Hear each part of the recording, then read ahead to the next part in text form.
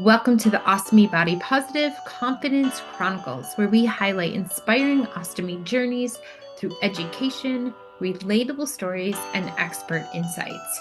We also feature companies, products, and professionals improving ostomy care. Please like, share, subscribe, and or join our movement. The Facebook group link is in the description below. So I guess people like our dance so far. Oh, there we go. See? Okay, so hearing and seeing you fine. All right. Okay. So welcome to the Ostomy Body Positive. This is a non-professional, non-podcast Facebook Live where we just hang out and we talk. And we're super excited today because we have three awesome nurses. We have Becky say it again. Oh my gosh. McElyea. McElyea. McElyea. Yep. There we go. Thank you. Oh my gosh, so embarrassing. And we have Lara DuPree and Joanna Burgess. Thank you.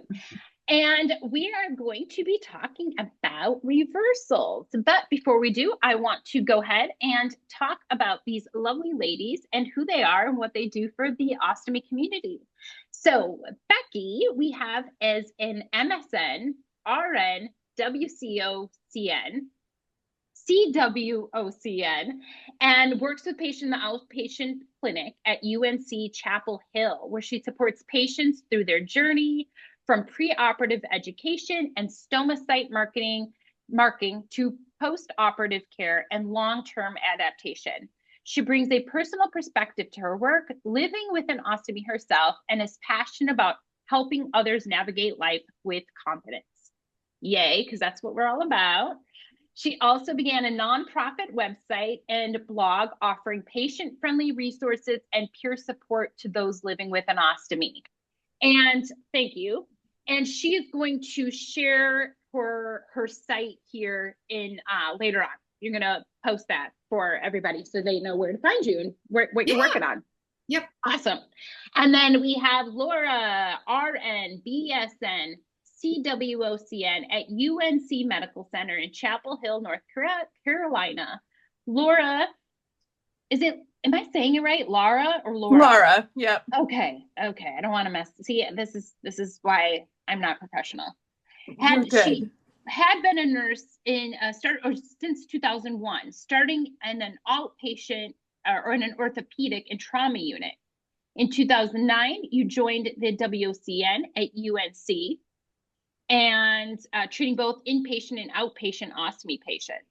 From 2015 to 2019, served in the Convatec Key Opinion Leader Board for Ostomy Division, for the Ostomy Division. And in 2014, co-funded the Run for Resilience Ostomy 5K, where she brings ostomy awareness to the community and raise funds as much as $500,000. Whoa.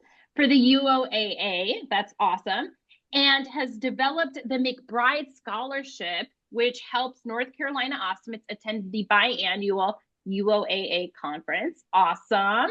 And Laura is passionate about ostomy care and spreading ostomy awareness. Yeah, we love that. And Joanna has been retired, yay, since May of 2025.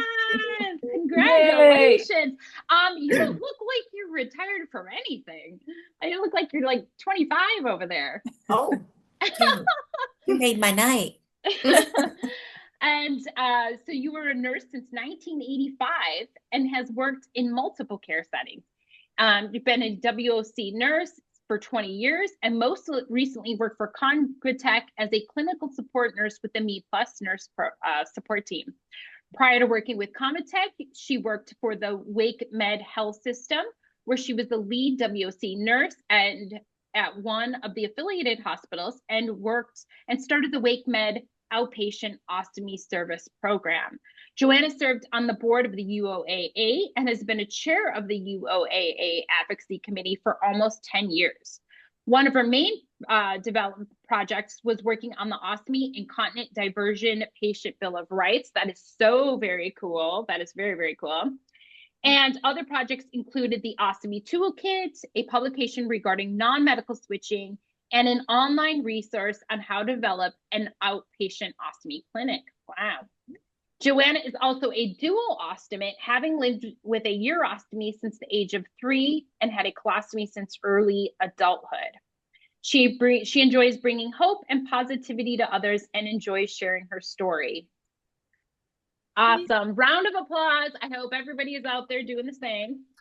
Thank you very much, ladies. We're super excited to have you.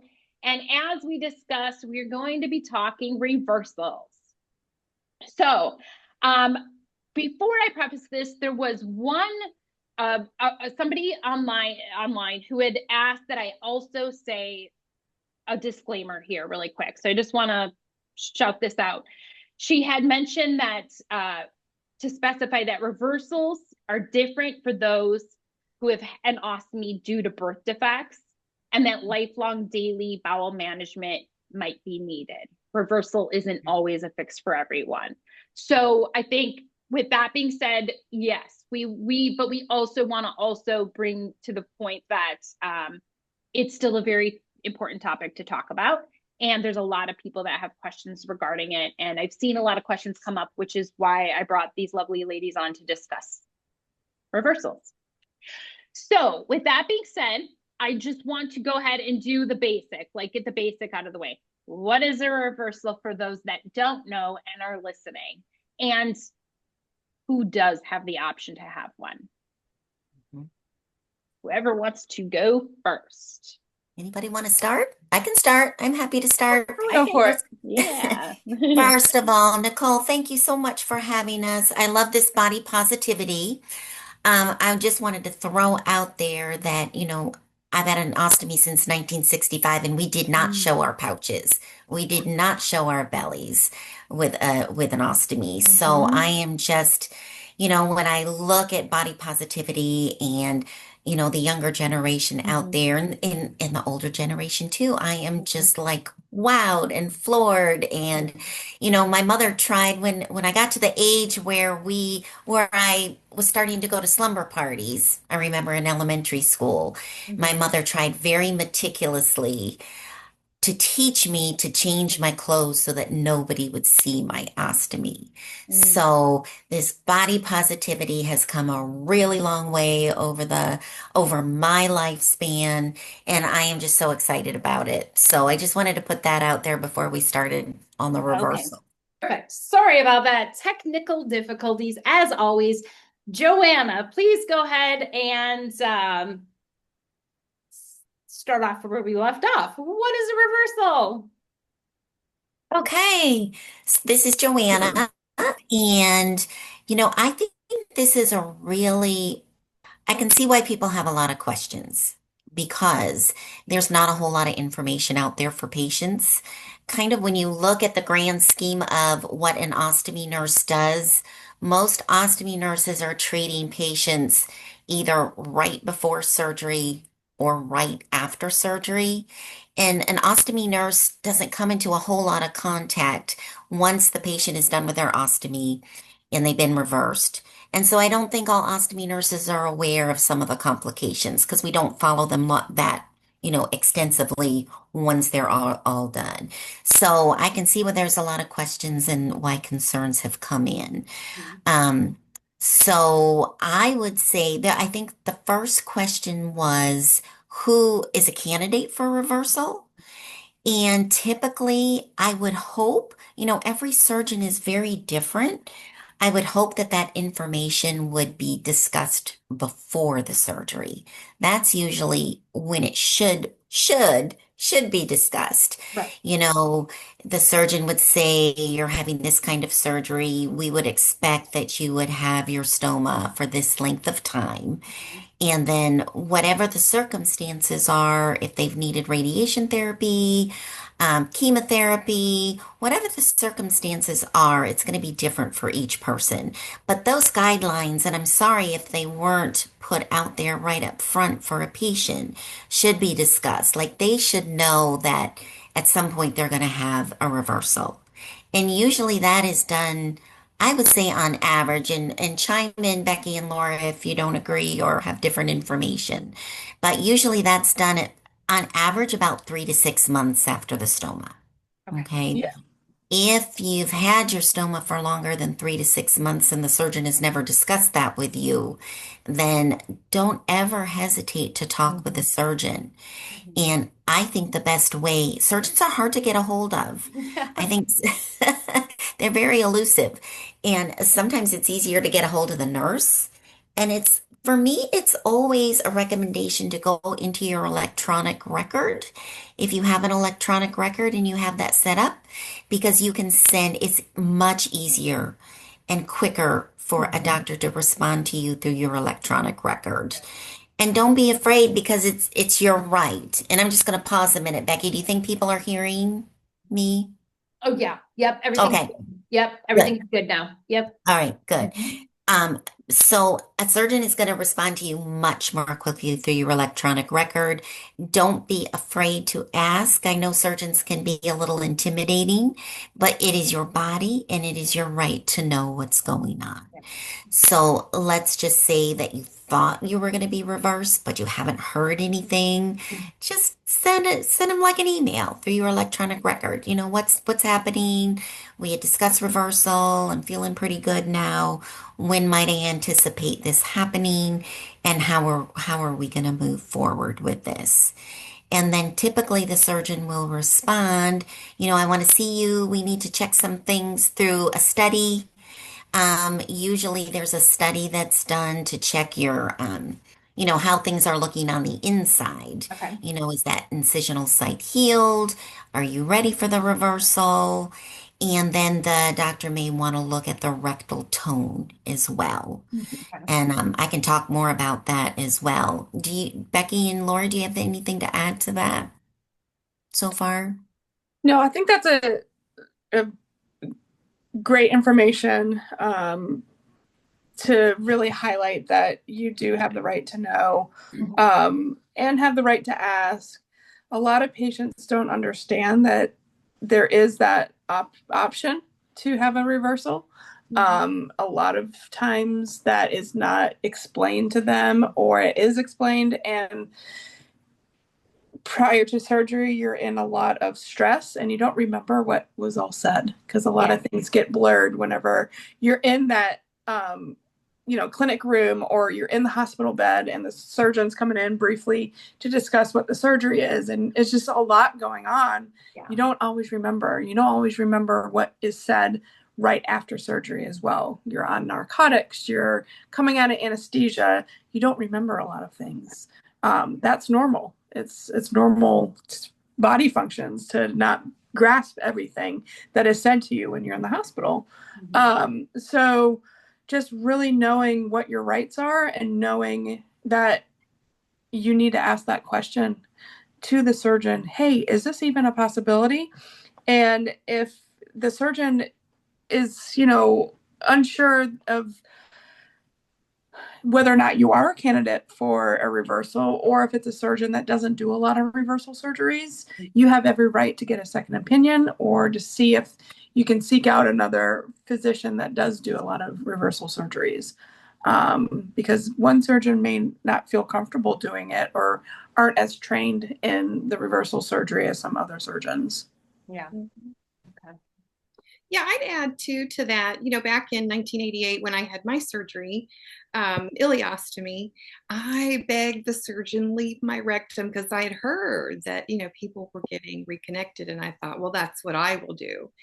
But I had a Crohn's disease and it was very extensive. And so then that made me not a candidate back then. Now, Crohn's disease does not exclude you from the list of people who could be reconnected. We're used to it. It did. They were like Crohn's disease, no. And really reversal was mainly for people with like a, diverticulitis or UC. Yeah. That was where, that's kind of where their comfort level was with reconnection. But now, there's just so many different, different techniques and all that kind of stuff. So medicine is changing. It's getting, Yeah. Yeah, and it's a shorter time, even I think, that people are with their ostomy before the reconnection. And there's 2-stage, 3-stage, there's a lot.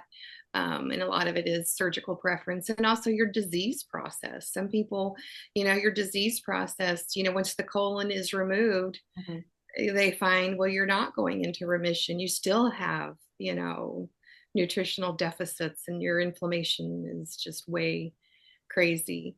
And then I would also add too, and I only say this because it's almost stating the obvious, but those with a urostomy, not reversible. Because I've gotten so many people ask me that. It's like, dang it, we're not there yet. But so that we're talking, bowel are really the people that are typically, all candidates. Yeah, I wanted to kind of go on to piggyback on Becky, what she was saying with when you're ready for the reversal is really have the physician team and medical team check your nutrition and making sure that you're nutritionally optimized for surgery. It's going to be a much more successful surgery from the surgeon's standpoint of safely reconnecting. Okay. So that's a really big thing to really focus on, is making sure that you're nutritionally optimized, and also, waiting for that inflammation to settle out. That's why a lot of times, especially with like diverticulitis, they wait at least 6 months before they reconnect. I know there's other surgeons that might do it a little bit more, quicker and stuff, but usually they wait at least about 5-6 months out. Okay. Awesome. Yeah. Okay.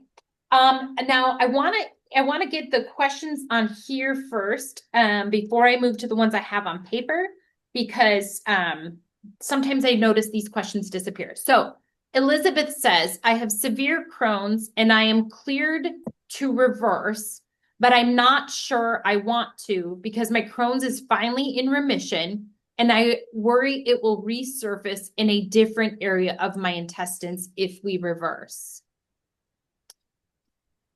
Is that something she should be concerned about?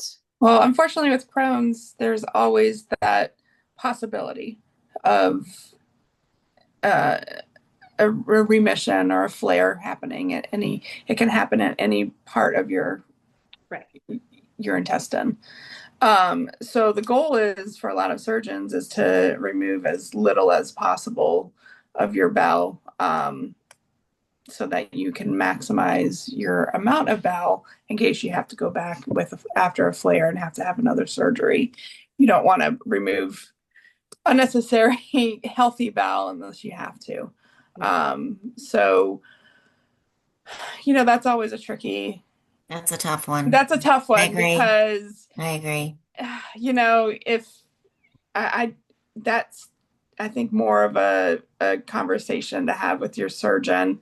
Actually, a lot with your GI medicine doctors, and making sure that you are on the right regime if you're doing some medications to help keep you out of that flare. And really have that conversation too with your GI medicine team. That's good advice, Laura. And I think I would add, I would tell, is it Elizabeth? Elizabeth, yes. I would tell Elizabeth to really look at her life, her quality of life with her ostomy. Sure. And has she been comfortable? Has she been happy? Has she been able to do the things that she loves to do? Or is it really impacting her quality of life? So only Elizabeth can look at that. And then just really think about it, talk about it with friends, maybe even a counselor. Because, like Laura said, Crohn's disease can affect anywhere. And I would also ask her, how long has she had her ostomy? The longer you've had your stoma, the more decline in your rectal muscle.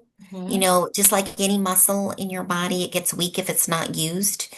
And one thing that might help in her decision is there are physical therapists who specialize in pelvic in the pelvic muscles.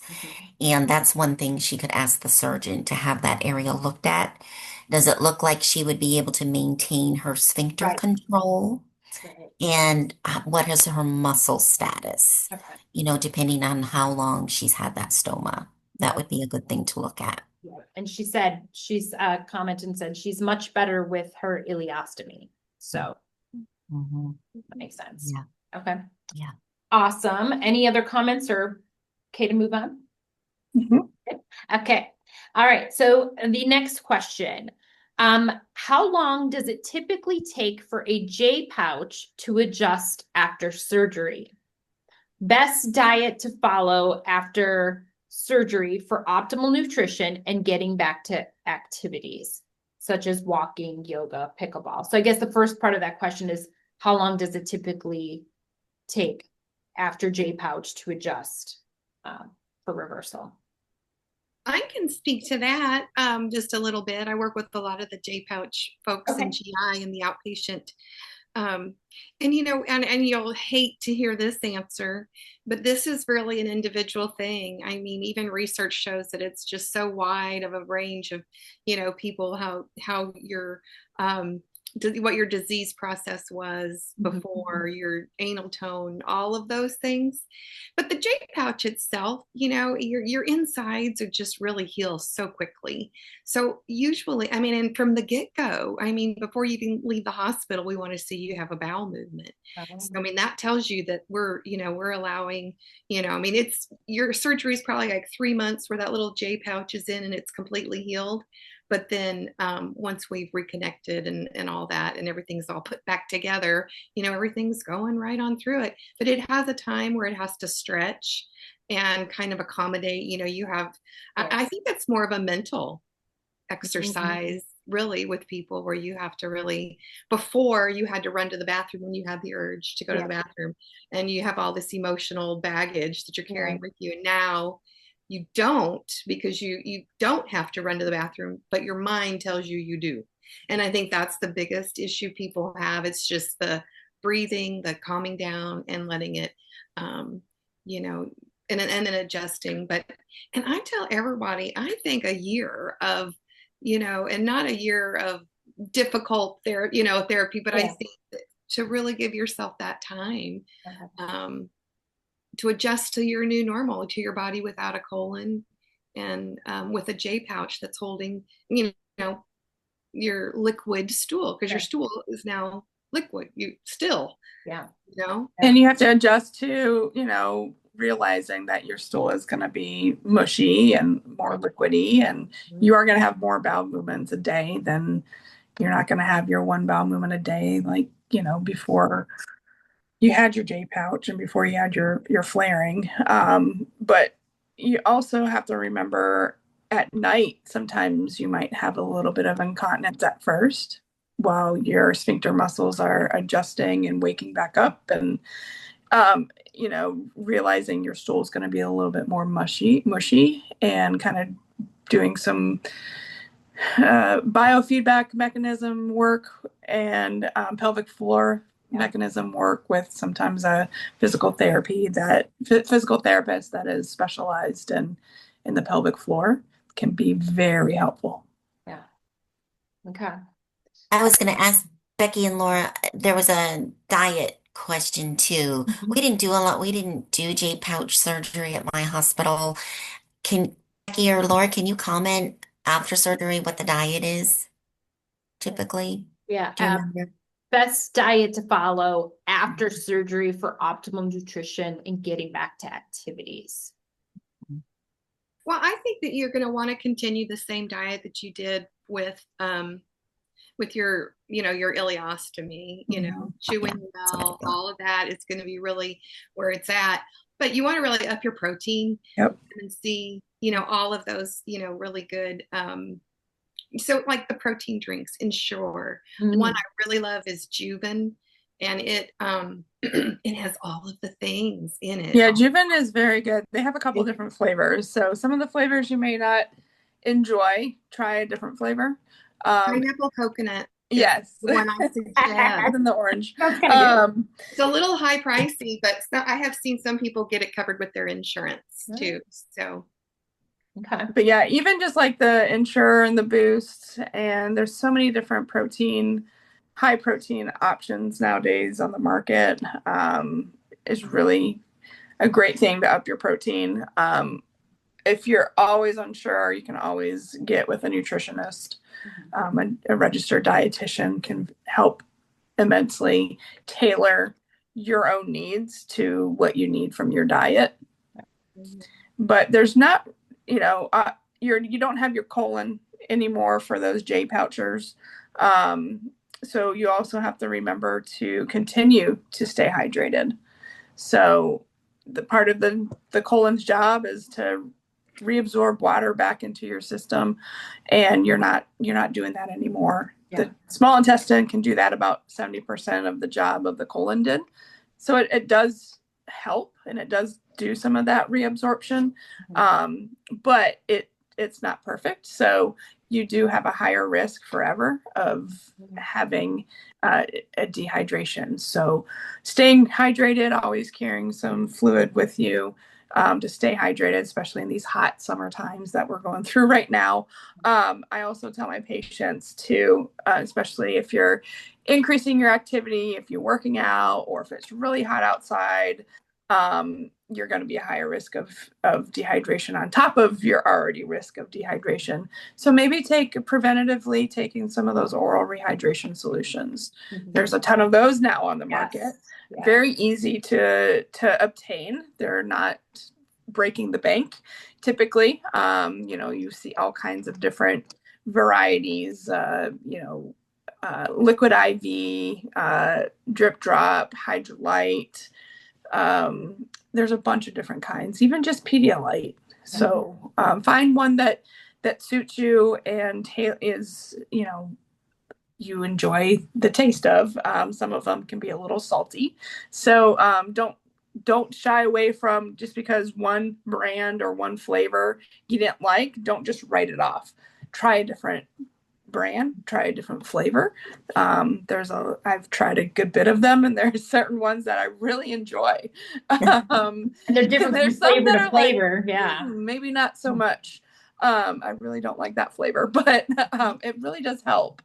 Some of them have even been shown to be similar to an IV bag for rehydration. So, I want to add a plug too for the dietitians. There's GI. We have a GI dietitian now too, a nutritionist, and I think that is so important. I know I was talking to Joanna the other day about nutrition, and she's starting kind of a anti-inflammatory, and I think that is just something that we've not really talked about, and has always been something you had to really seek out, but so important that, and I think it's so important, people with Crohn's and UC with ostomies, why, I feel like that should be the very first referral and consult you have is with nutrition. Right.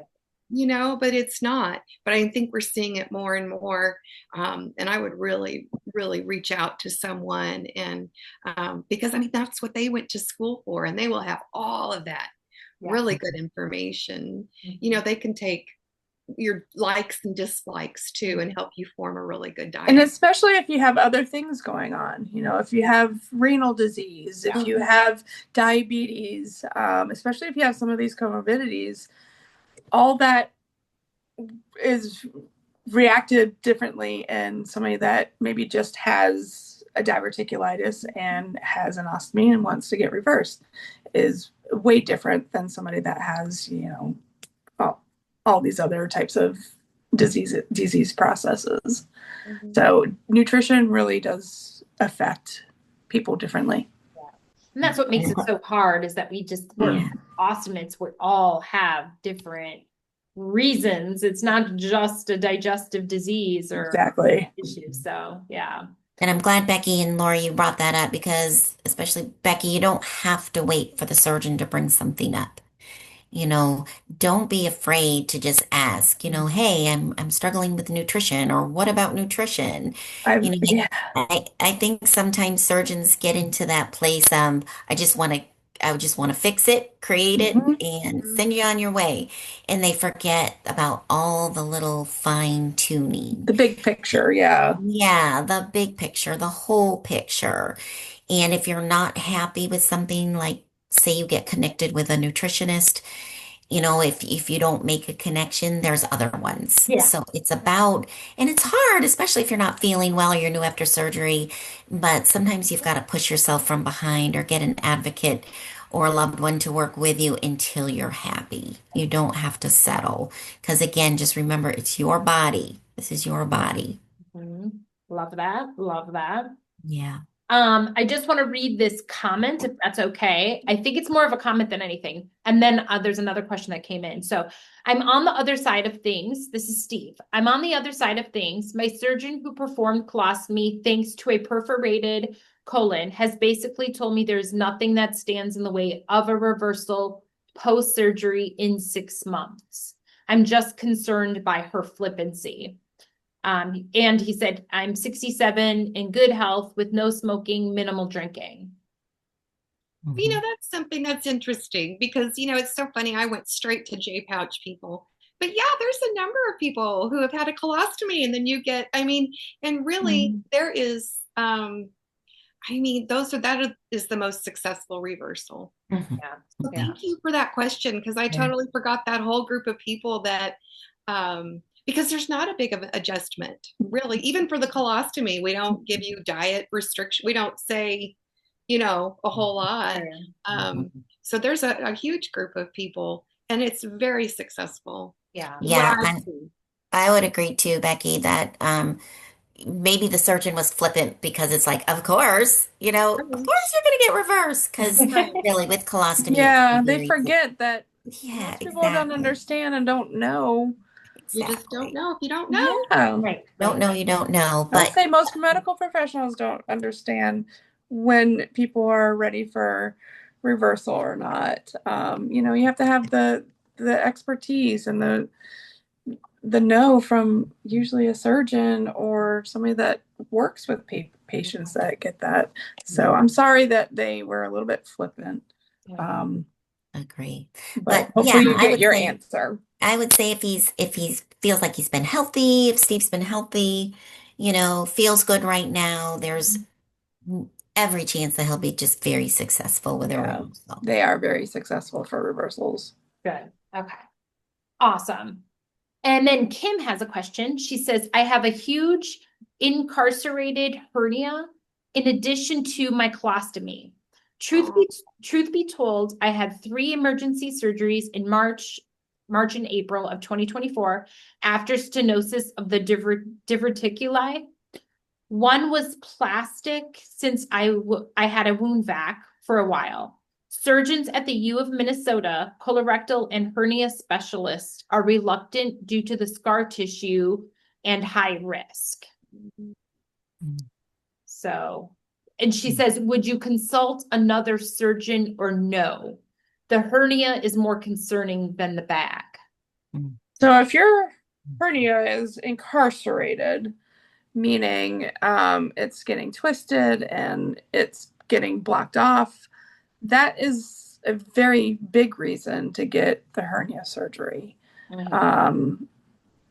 As far as reversal, there are a lot of surgeons don't feel comfortable going into an abdomen that has had a lot of abdominal surgeries. If it sounds like this surgeon may be one of them, it's reasonable to ask for a second opinion for a surgeon that has bukus of experience with difficult abdomens and abdomens that I wouldn't say, not that you're a difficult patient, it's an abdomen that has had a lot of surgery, right. Causing a lot of scar tissue in the area, making it very difficult for a surgeon to safely go into there and do the hernia repair, do a reversal without causing a lot of extra additional issues. Sure. Okay. That makes sense. Agree. Okay. And Steve says thank you, by the way. All right. So we have another personal question on my form that was submitted before. I'm not sure what her name is, or he or she. I have a temporary colostomy due to diverticular disease. Had it since the end of January 2025 and wonder how long before it can be reversed and how long is recovery. So usually you're in that time frame where you most likely, unless other things are going on with your health, making sure, you're nutritionally optimized. Hopefully you're not smoking. A lot of times surgeons are hesitant to perform surgery if you're actively smoking. It does increase a lot of risks for you. It constricts the blood flow to those areas, so you do have a higher risk for a lot of things after surgery. But usually the inflammation from the diverticulitis has subsided after 3 to 6 months, usually that 6-month period, which you're in. So, because you said January, right? Yeah, January of 2025. Yeah. So, if you haven't had a follow-up with your surgeon, I would definitely get up on your surgeon's clinic schedule to talk about that. Okay. Yeah, they will probably not call you. Yeah. Exactly. Yeah, you have to kind of seek them out and just say, hey, it's been 6 Right. months. I want, you send an, in-basket message, call your surgeon if you just need to call and make an appointment. But yeah, get an appointment. Mm-hmm. Okay. And I think recovery time, again, is different for everybody, but really it's so much like you're only in the hospital a few days, whereas the first surgery is way different. And so you can't even really compare. Because you're going in, when you went in with diverticulitis, you're sick. Yeah. You went into the hospital being very, very sick. Lots of inflammation going on. Possibly it ruptured and you had, been on antibiotics, and you're going in hopefully now after 6-7 months, you're healthier. And you're not going in sick, you're going in healthy. Yeah. Reversal surgery for the most part is much easier than the original surgery. Yep.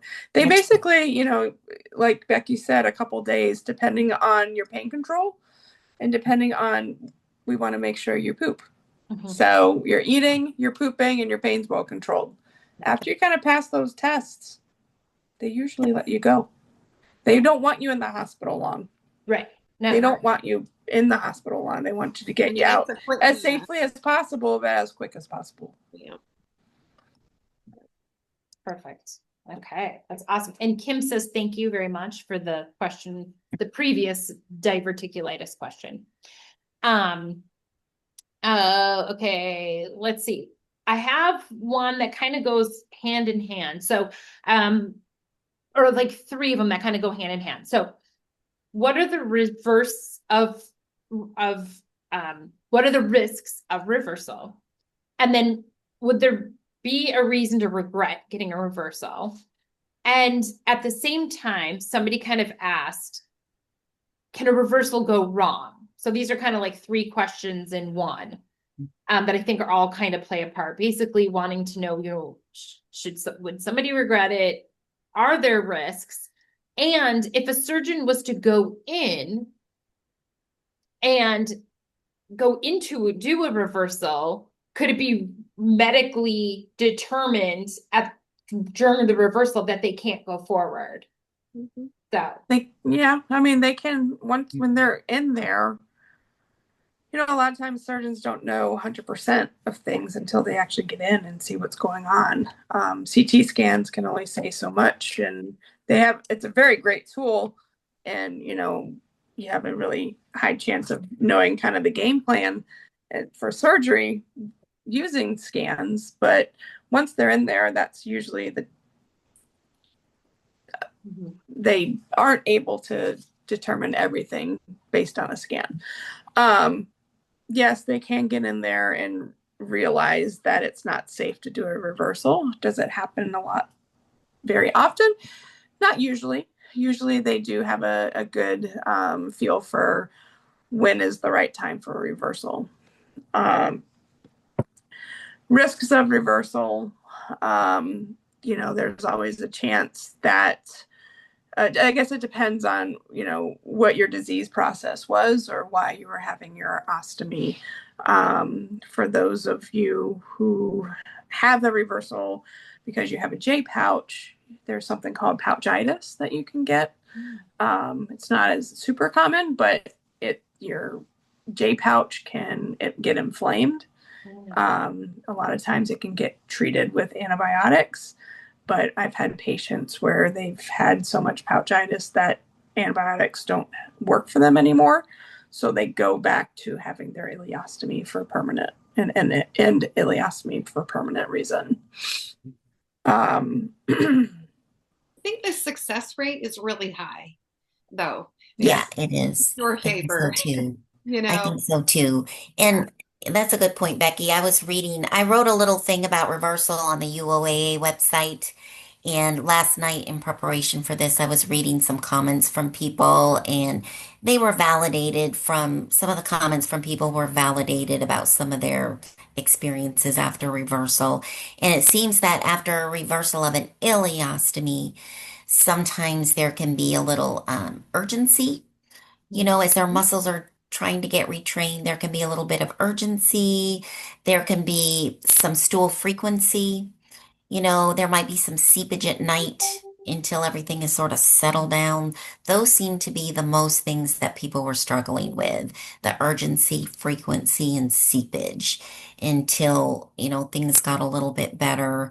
And some of the ways you can deal with that are, just having some soft flushable wipes if you're having frequency so that you're not using like a harsh toilet paper each time. You're keeping that bottom comfortable and happy. And then good old barrier cream, like we call it baby butt cream, just have it by the toilet. You can apply the cream a little bit.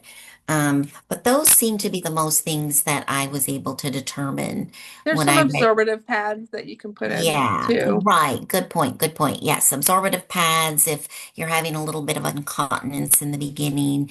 And I think these were more issues with ileostomy reversal than colostomy Yeah. reversal. And then there's always the standard thing you're going to hear about having surgery, risk of infection, a little bit risk of gas and bloating. Those are just sort of a common post-surgical for anybody having surgery. Bleeding, but Yeah, very infection, minor. bloating, gas, those kind of things. And your ileostomy patient with the J pouchitis is a concern, and that is something just going forward that most people at some point or another deal with, and which is just inflammation in that pouch, which is pretty easily, for the most of the time, pretty easily treatable. Yeah. But just Yeah. so you know, long term, that's often what people with ileostomy J pouch.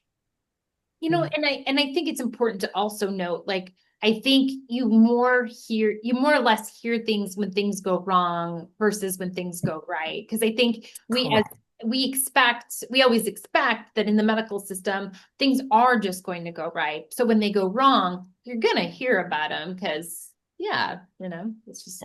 And that's a good point because I think I wrote that little thing for the UOAA back in like 2019.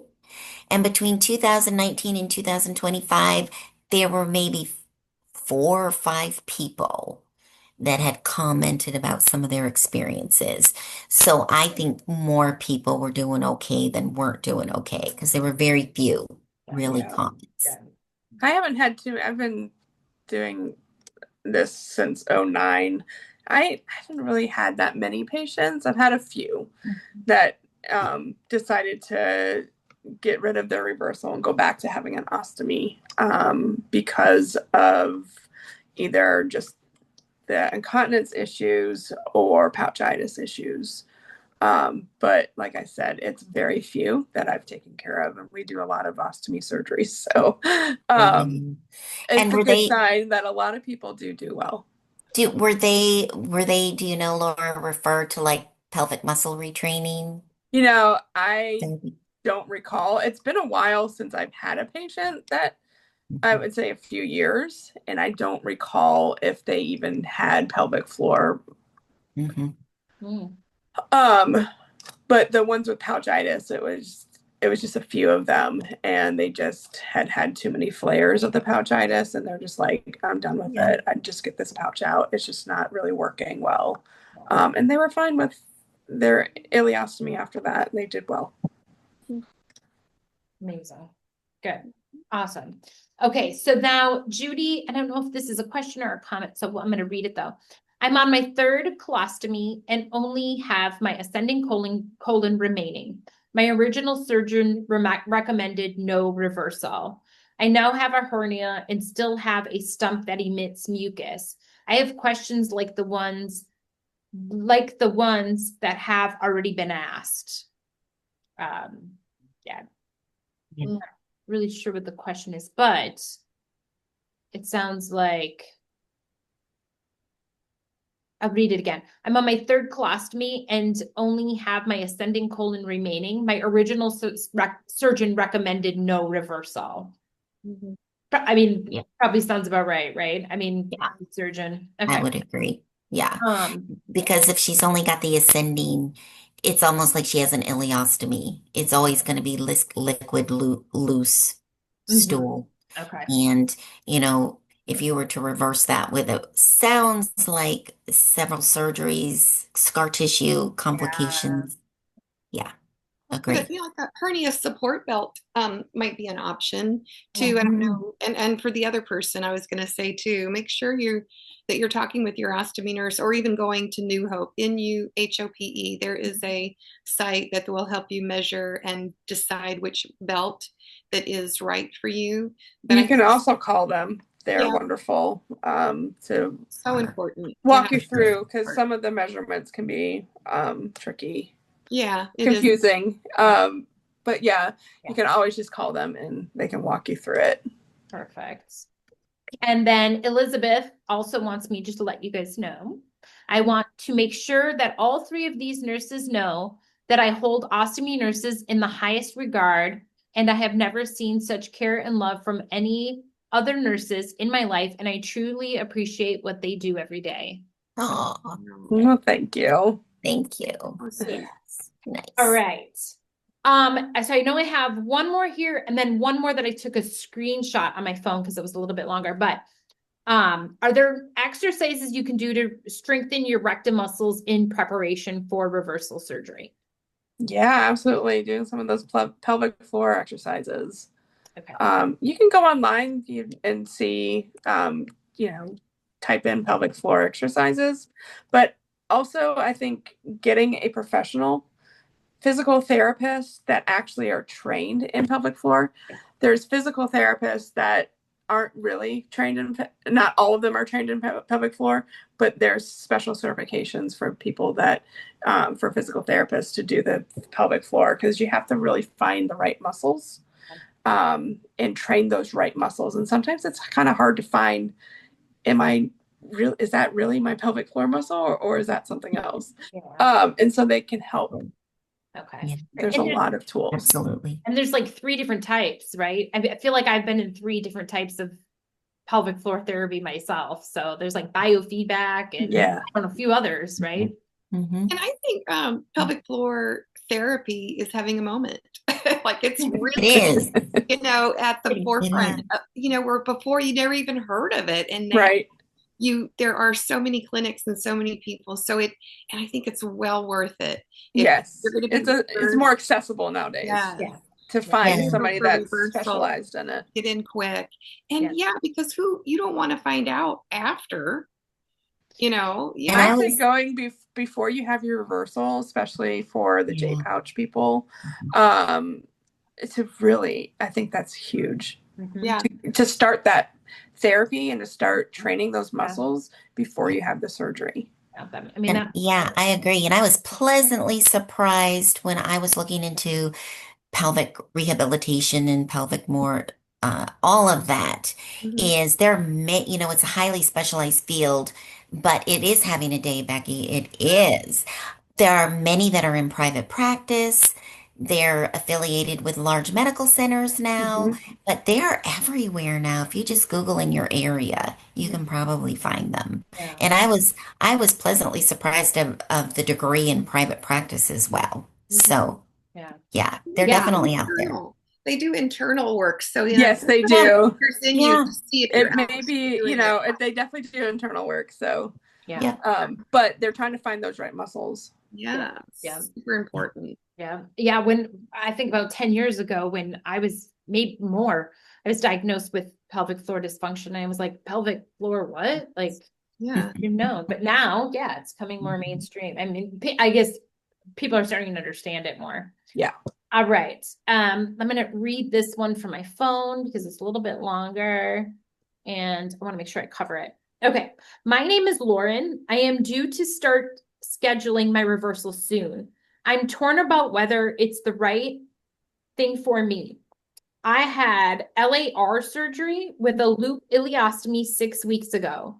My concern is a couple things. First, I had severe anal fissures due to radiation for rectal cancer. I've heard horror stories about the pain from diarrhea, making skin raw, and I'm so scared of dealing with this again after the reversal. Second, without a rectum, what are the chances of me having continence? I don't want to wear underwear, or I don't want to wear diapers the rest of my life.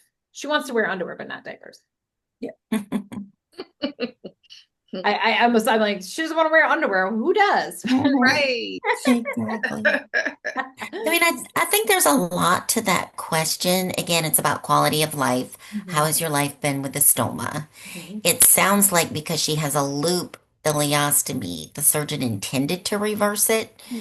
Typically, loop ileostomies are meant to be reversed. It's just an easier way to reverse it versus an end stoma.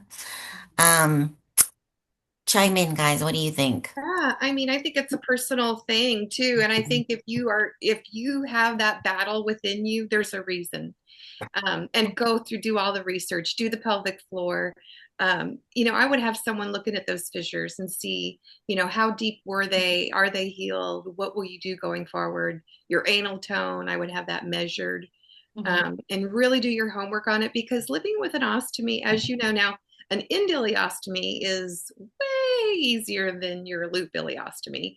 So I think you have every right to keep it if you want to. And also ask the question, I don't know your medical history and what your treatment plan is, but do you need chemotherapy? And if that's the case, I would probably wait until you're done with chemo, if you are doing chemo, before you have a reversal. Yeah. Yeah. And somebody, I love the comment about loving ostomy nurses. I would say I would put pelvic floor physical therapists kind of in a similar category, because you're working with a really vulnerable area. They are loving and compassionate, and they know that it's hard for you to pursue that. And I would say they're wonderful. Yeah. I would not hesitate to have that area examined. Okay. Just tell your surgeon this is what you want. And again, sometimes you have to do that. Yeah. Yeah. Okay. Yeah, they can examine your anal area to see how those fissures are. And talk to your doctor about it.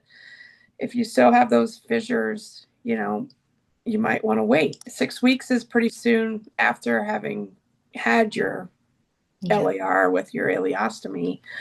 You may need some time, and your body may need some more time to heal. When you have radiation, if you've had chemo, it takes a toll on your body, and it slows down the healing process. So giving your body some extra time is okay.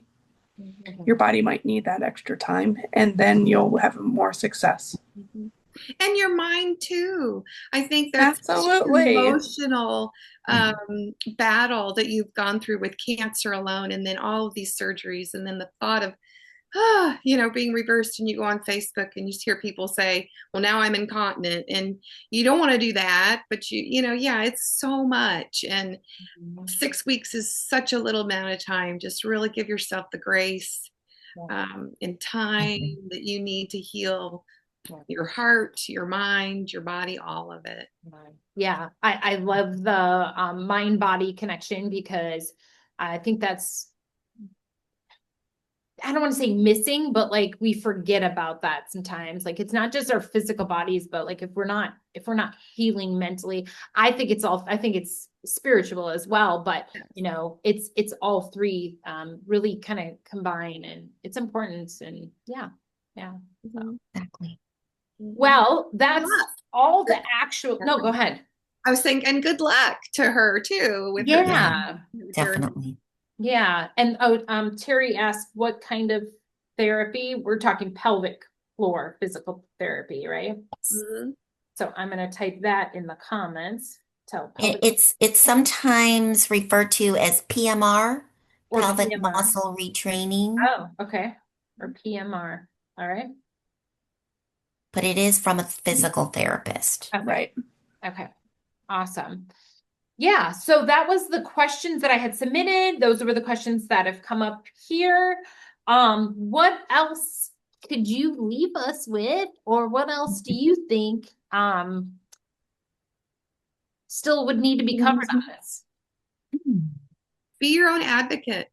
Yeah. Yes, definitely. Yeah, Listen be to your own your gut. advocate. If you don't get the answer you are looking for, like I said, you always can go for a second opinion. Yep. Yeah. And research and do your research and see who is, who's done a lot of these surgeries before. Yeah. Yeah. Do things in your time. Mm-hmm. Yes. And if you start to feel intimidated, write down your questions so you don't forget anything. Yeah. That's really good advice right there. Yeah. And bring it with you. Yes. Exactly. Take all the time you need. Because a lot of times you get into that clinic office and it's like deer in headlights, like the stress, the white coat syndrome. Oh my gosh, what do I do? And your mind goes blank. Do your research. Don't be afraid to ask the hard questions. I always feel that the more information you have, it decreases your fears. Yeah. Yes. Yeah, that's true. Yes. And Steve says self-advocacy is king and queen. And Terry, yes. Thank you. Find an ostomy nurse, and then he linked it here. And yeah, and I think too, Joanna, like that's why you helped with this, or you wrote this, the Continent Diversion Patient Bill of Rights. I mean, that's part of that advocacy, part of that self-advocacy tool. Yeah. And we forget that sometimes. Even like more recently for me, I was in a major car accident and I broke 5 bones in my pelvis, fractured 5 bones in my pelvis. And I would get that way. I'd forget every time I walked into that office what I wanted to say. It's different. Like I can sit here and tell everybody all day. When it comes to me personally, it's like you forget. Yep. Everything goes out there and you're just like, you feel at their mercy, but yes. you don't have to. Yeah. Yes. Yeah. And I invite everyone to go to the UOAA website and look at your Ostomy Incontinent Diversion Patient Bill of Rights. The first thing we say in there is you matter. Yeah. You matter. And it sort of goes through everything that, should be expected before, during, and after surgeries. So take a look at it. And with that being said, I always like to promote the UOAA as well, because I think a lot of people, not that they've not heard of it, but maybe just kind of overpass it or look that it exists and all the benefits of the organization. And all 3 of you have experience in it. And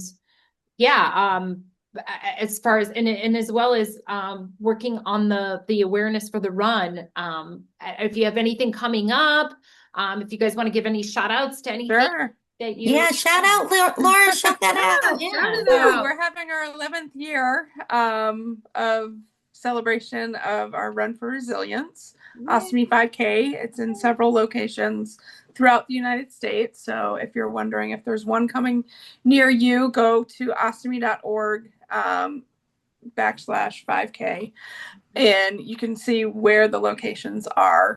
I host the one in North Carolina.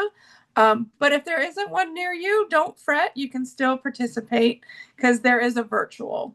So you can opt to do a virtual 5K. You don't technically have to do an actual 5K, but it's just basically for support, getting the word out, doing some awareness to your community. You get these t-shirts. This is last year's t-shirt. Oh, you got your t-shirt on. Way to go, Lara. The plug. October 4th. This year's is World Ostomy Awareness Day. And so all the runs are on Ostomy Awareness Day weekend. So are they? Yes. Yeah, it's all about positivity. That's what you guys are. It's about positivity. Make a team, create a team, even if it's virtual. Yeah. So look into it. All the proceeds go to the UOAA. Like I said, our race has made over $500,000 for UOAA, and they've done so much good for the ostomy community with that fund. Their website is so robust now. They have so many webinars throughout the year. They have their biannual conference, which is actually in a few weeks coming up in Florida. So if you're interested in going to that, that's a phenomenal conference that all three of us have gone to, and I absolutely love that conference. It's usually attended by about 400 ostomates. Yeah. And they have a wealth of knowledge. Yeah. But become a member to the UOAA. If you're not a member, become a member. Yeah. Yeah, that's amazing. And Terry says, thank you. Questions were answered. And she'll be going back to her surgeon in September. So thank you for a great panel. So yeah, thanks. That is so amazing. This is great. This was like perfect. Besides our technology blip, but it doesn't matter. We have people watching and getting questions answered. You fixed it. And now I can put these together. I'll just put them together and I can put them right into our group, which is why I recorded it. So I'm glad that got recorded. So that's good. That's good. Thank you so much. Thank you, Nicole. Thanks for all you do. Yeah.